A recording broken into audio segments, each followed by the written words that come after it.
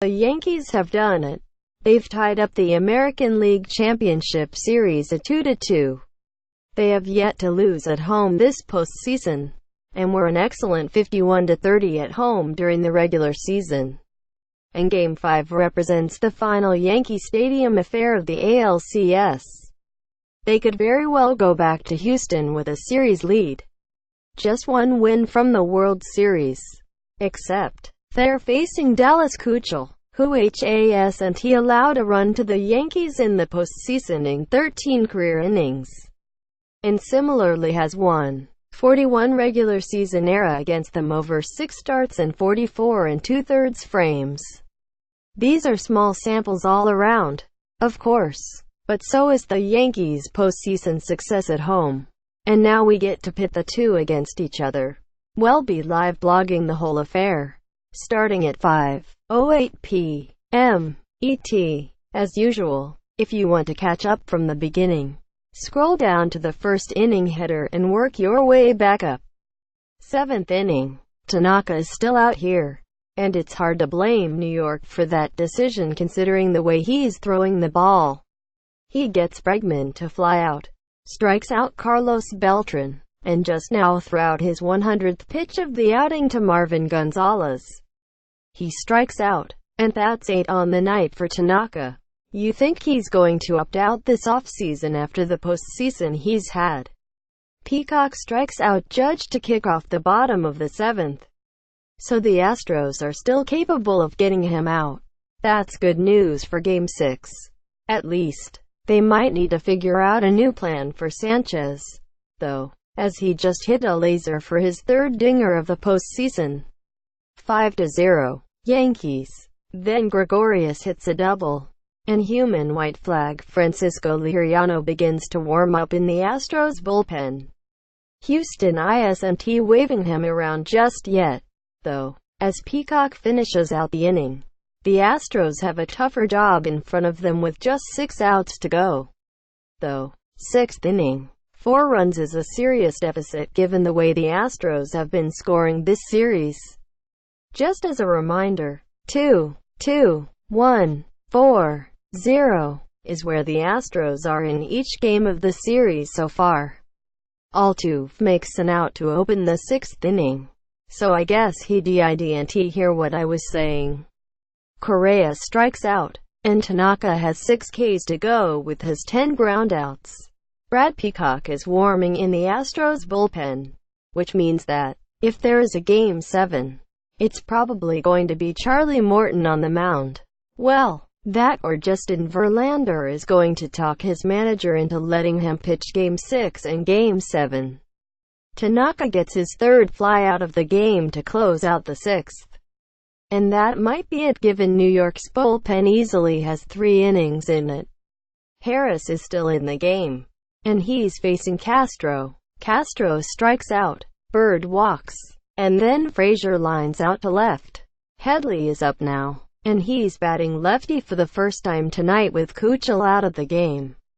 Harris remains in the game, as Hinch probably doesn't want to mess with something in his bullpen that actually seems to be working. This live blog is a series of me explaining why an Astros pitcher has succeeded, pointing out their succeeding, and then seeing them fail right after.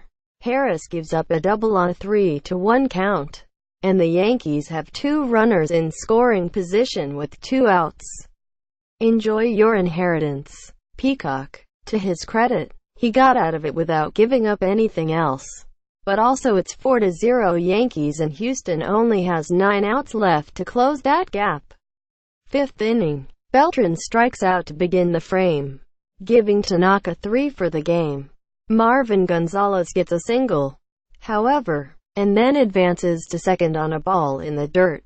Houston has another runner in scoring position, so let's see how this plays out. Another former Yankee, Brian McCann, is up at the plate.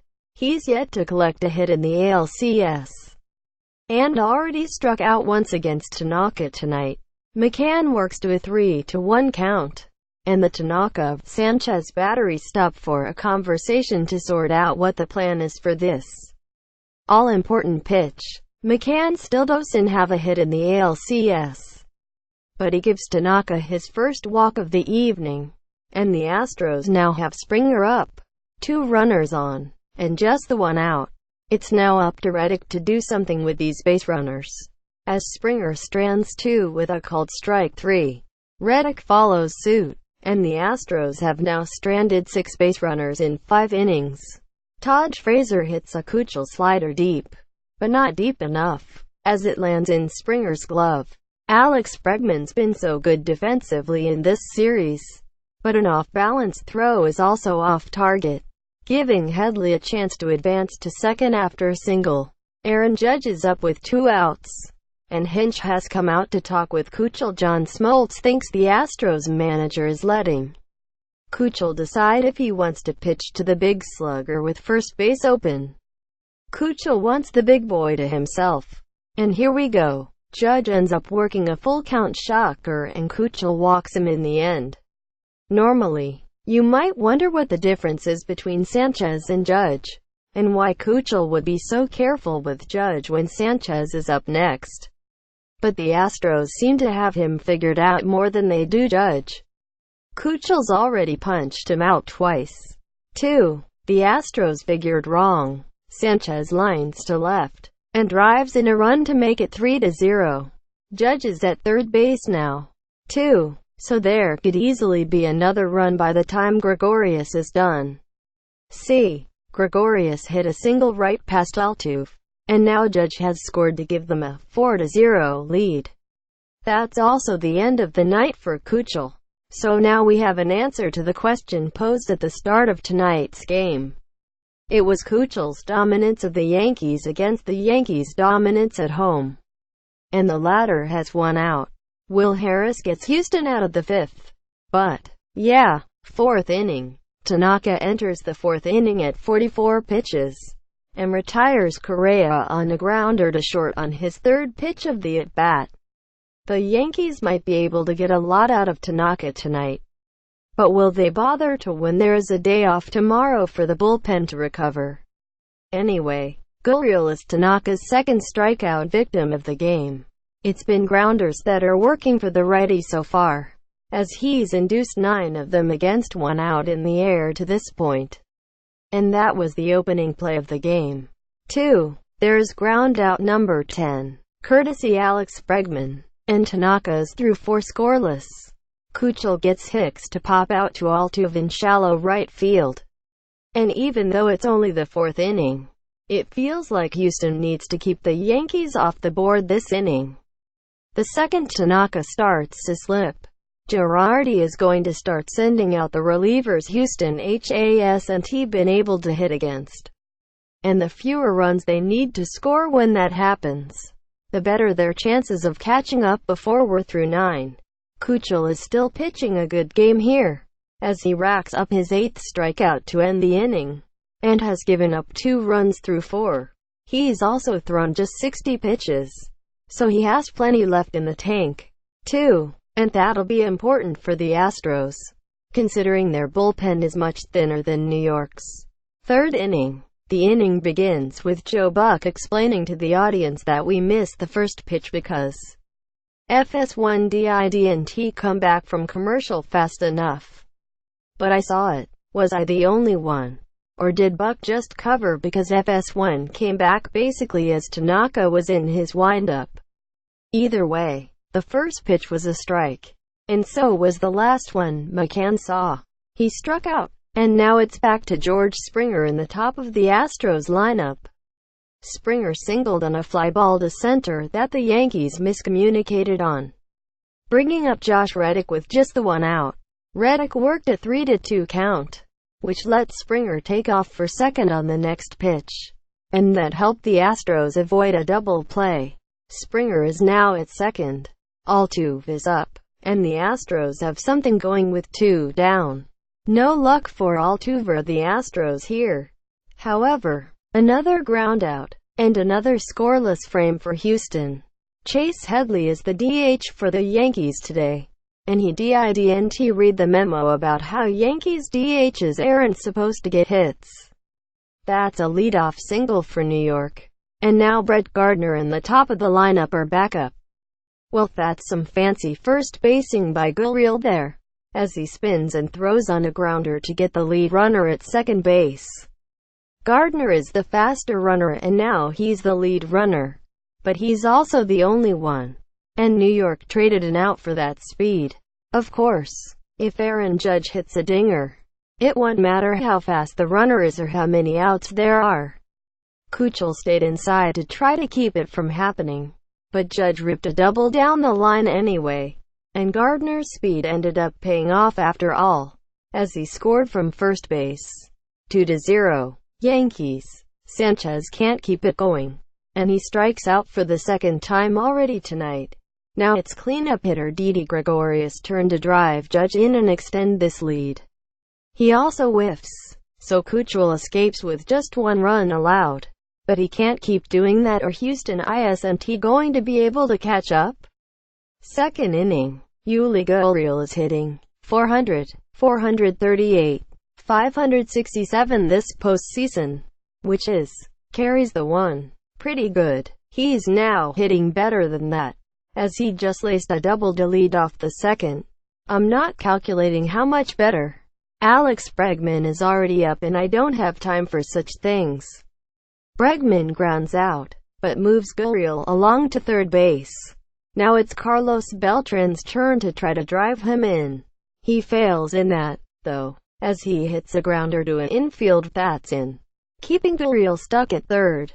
Now there are 2 outs, and Marvin Gonzalez with a chance to turn Gurriel's leadoff hit into a run. Tanaka might have given up a hard hit ball to start the top of the second, but Gonzalez' grounder is the third such softball in play of the frame. And that's it for Houston's chances here. Keuchel opens up the bottom of the second with a strikeout of Didi Gregorius.